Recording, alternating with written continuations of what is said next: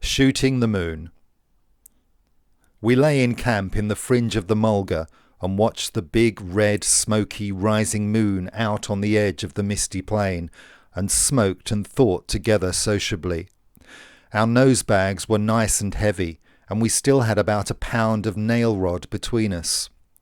The moon reminded my mate Jack Mitchell of something. Anything reminded him of something, in fact. "Did you ever notice," said Jack in a lazy tone, just as if he didn't want to tell a yarn, "did you ever notice that people always shoot the moon when there's no moon? Have you got the matches?" He lit up. He was always lighting up when he was reminded of something. "This reminds me. Have you got the knife? My pipe's stuffed up." He dug it out, loaded afresh and lit it again. "I remember once at a pub I was staying at, I had to leave without saying goodbye to the landlord. I didn't know him very well at the time. My room was upstairs at the back and the window opening onto the backyard. I always carried a bit of clothesline in my swag or portmanteau those times. I travelled along with a portmanteau those times. I carried the rope in case of accident or in case of fire, to lower my things out of the window, or hang myself, maybe, if things got too bad. No, now I come to think of it, I carried a revolver for that, and it was the only thing I never pawned." "To hang yourself with?" asked the mate. "Yes, you're very smart," snapped Mitchell. "Never mind. This reminds me that I got a chap at a pub to pawn my last suit, while I stopped inside and waited for an old mate to send me £1.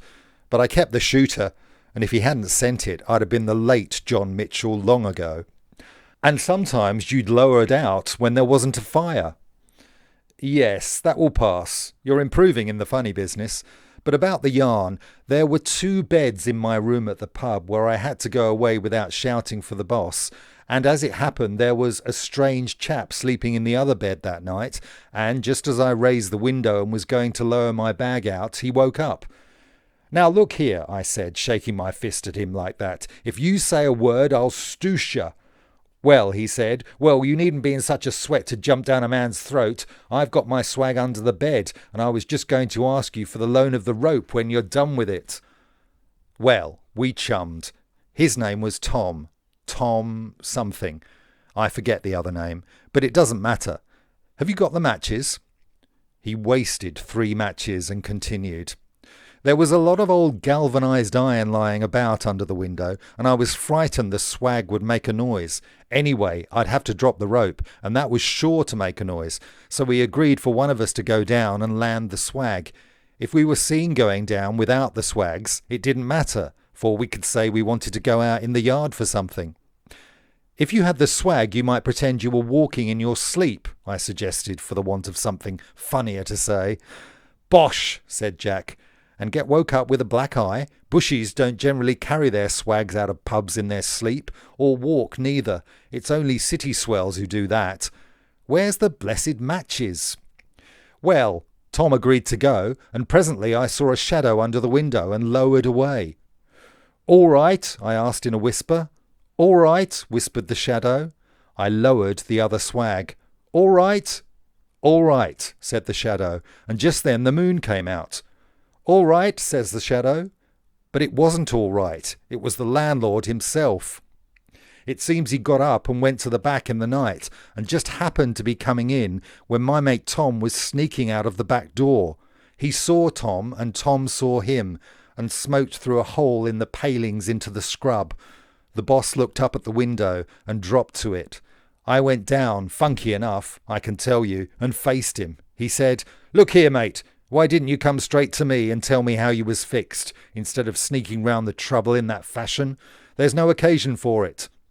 I felt mean at once, but I said, 'Well, you see, we didn't know you, boss.' 'So it seems. Well, I didn't think of that. Anyway, call up your mate and come and have a drink. We'll talk over it afterwards.' So I called Tom. 'Come on,' I shouted, 'it's all right.'